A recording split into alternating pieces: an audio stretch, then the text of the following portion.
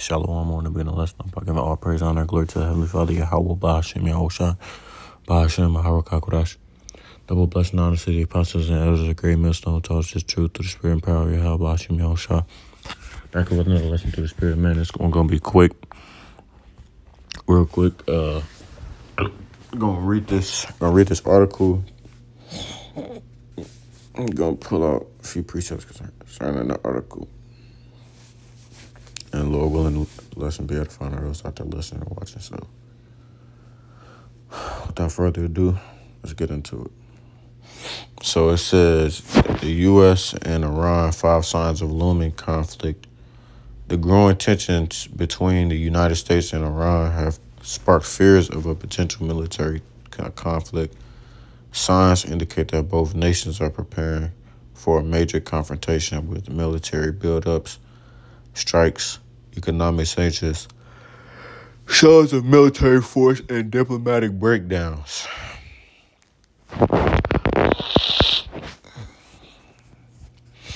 And it says why it matters. The U.S. has long been concerned about Tehran's nuclear ambitions, viewing them as a threat to regional and global security. In 2018, President Donald Trump withdrew from the Joint Comprehensive Plan of Action, the Iran nuclear deal, citing Tehran's alleged failure to comply.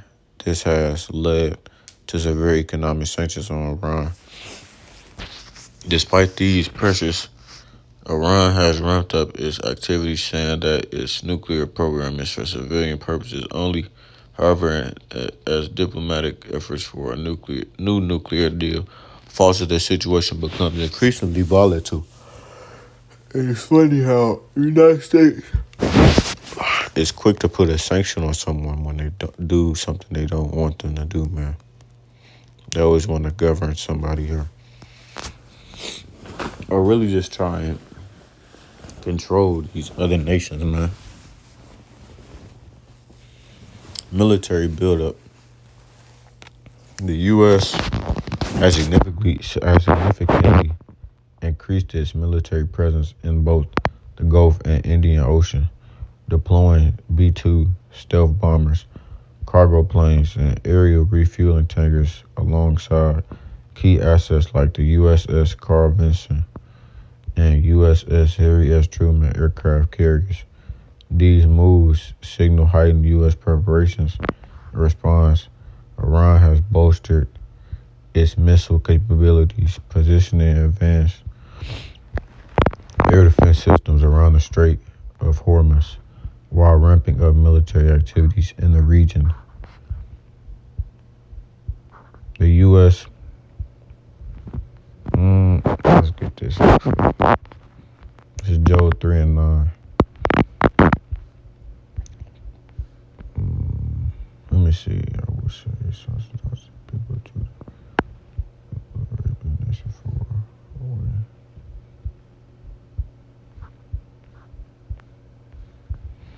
Proclaim ye this among the Gentiles, prepare war, wake up the mighty men, let all the men of war draw near, let them come up. So America is about to prepare itself for war, man, Lord willing. We're on the brink of war with Iran right now. And if you all are unaware, Donald Trump just asked earlier this week for permission to bomb Iran. Right? He's upset that Iran is showing such strong support for the Houthis, man. Beat your plowshares into swords and your pruning hooks into spears. Let the weak say, I am strong. And that's going to be America, man. They are the weak. They don't really have any military power at all, as they once did, right? The patriotism in America is completely gone. People don't want to fight for this country, man, because they see Esau Edom for the wicked serpent that it is, right? So And then on top of that, the people see that the government truly does not care for you at all, right? That's why all these other countries are backing and pulling away from America. Assemble yourselves and come, all ye heathen, and gather yourselves together round about thither. Cause thy mighty ones to come down, O Yahweh. And there's a lot of nations that are going to end up coming against America, man, ultimately. U.S.-Israeli operations and Iranian proxies. Number 2, the U.S. and Israel have both escalated their military operations in the region. In Gaza, Israel's ongoing airstrikes on Hamas targets have drawn broader regional involvement with Iran's support for militant groups, adding a layer of complexity to the conflict. Iran's support for various proxies in the Middle East, including Hamas, Hezbollah, and militia groups in Iraq and Syria, has been a consistent point of contention.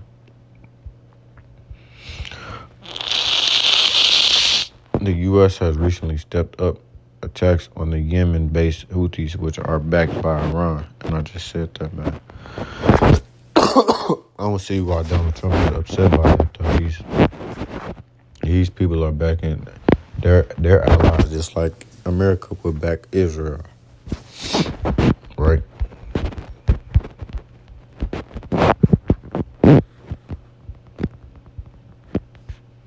This is Micah 2:2, and you could Salakia. Give me a second.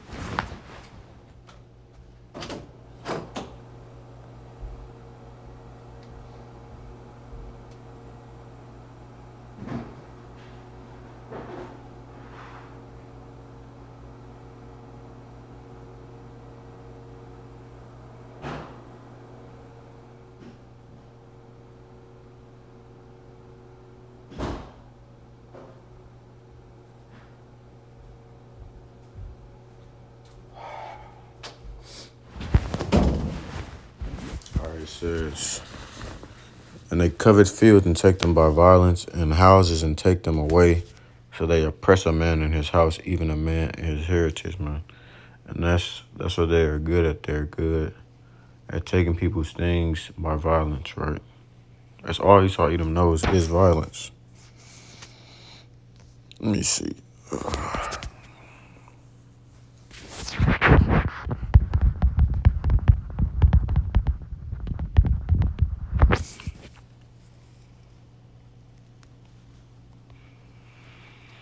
This is Malachi 1:4.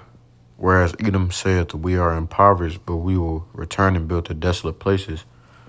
Thus saith Yahweh of hosts, they shall build not, but I will throw down. And they shall call them the border of wicked.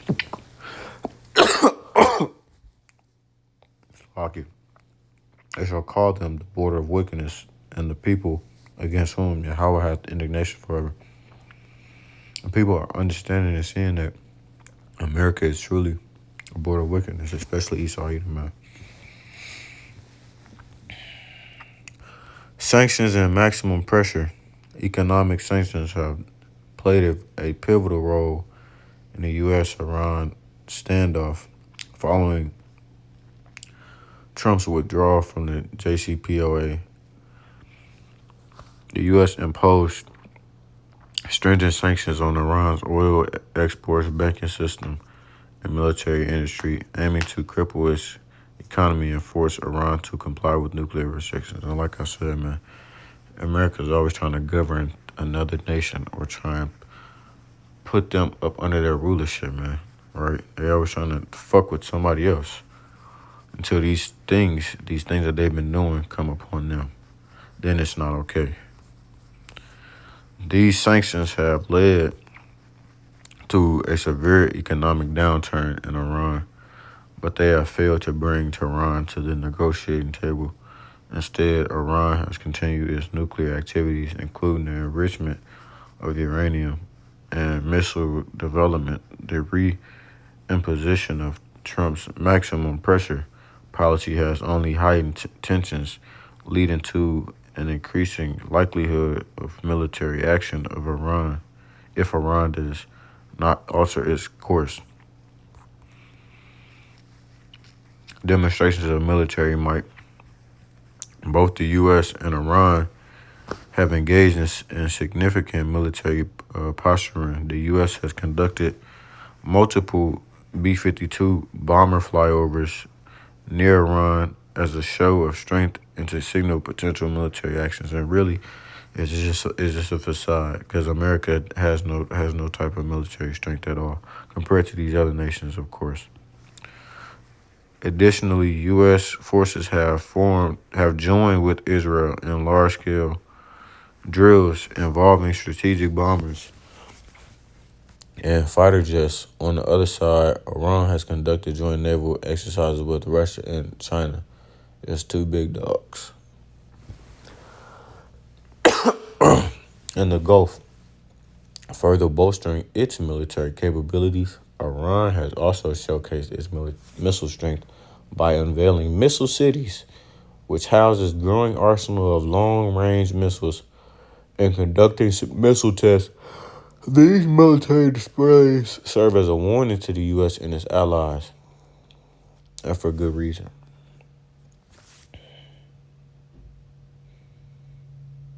Diplomatic relations between the U.S. and Iran have deteriorated since the U.S. pulled out of the nuclear deal in 2018.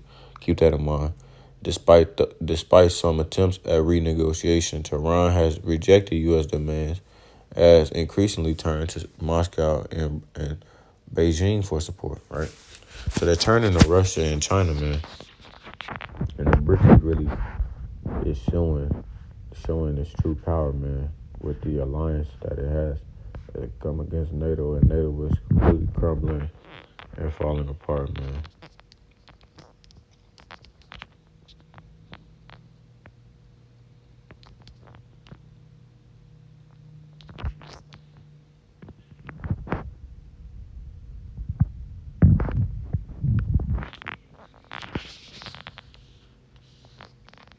This is Jeremiah chapter 49, verse 14. I've heard a rumor.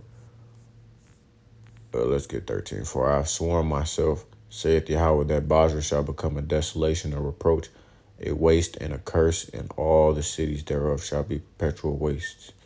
And Basra was the capital of Edom. I have heard a rumor from Yahweh, and an ambassador is sent unto the heathen, saying, gather ye together and come against her, and rise up to the battle.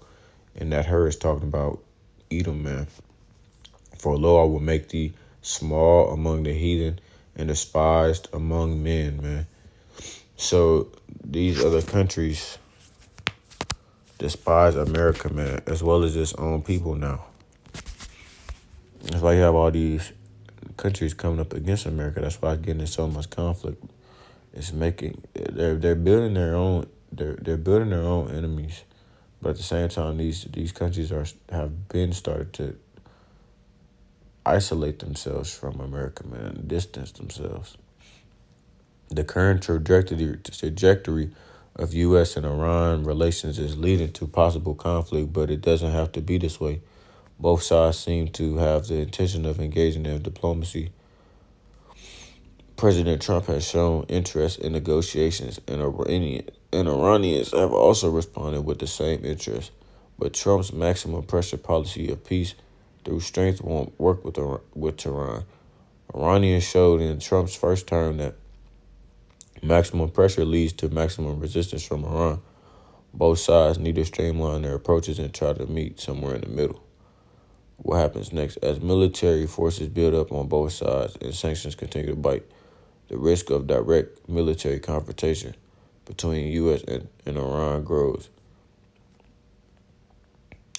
With Israel's ongoing military operations in Gaza looming Iranian proxy involvement in the region, and the looming deadline for the diplomatic talks, the next few months will be crucial in determining whether the two countries can find a way to resolve their differences or whether they will be pushed toward all-out conflict.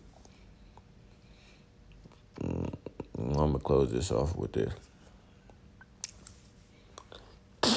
This is 2 Ezra 15 and 28. Behold, a horrible vision and the appearance thereof from the east. And this is just showing you that the prophecy is unavoidable, man. No matter what they do, it's going to end up coming down to this. Where the nations of the dragons of Arabia shall come out with many chariots, and the multitudes of them shall be carried as the wind upon earth, that all they which hear them may fear and tremble. America and Israel have been poking at these Arabic nations for a while now, and ultimately they're all going to join together in battle against America, man. Also, the Carmanians raging in wrath, which is the Persians, also known as Iran, shall go forth as the wild boars of the wood, and with great power shall they come and join battle with them, and shall waste a portion of the land of Assyrians, which is talking about America. And then shall the dragons have the upper hand,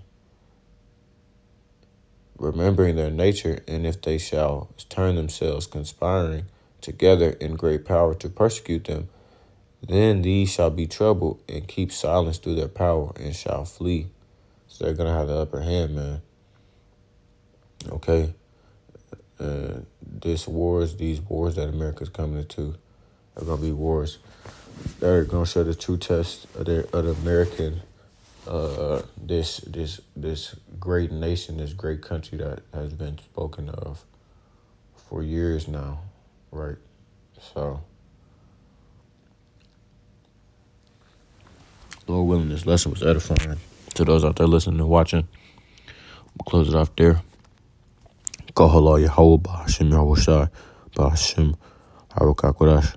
Double blessing and honor to the apostles and elders of Great Millstone who taught us this truth through the spirit and power of Yahweh Ba'Hashem Yahushai. And until next time, I say Shalom Israel. Shalom.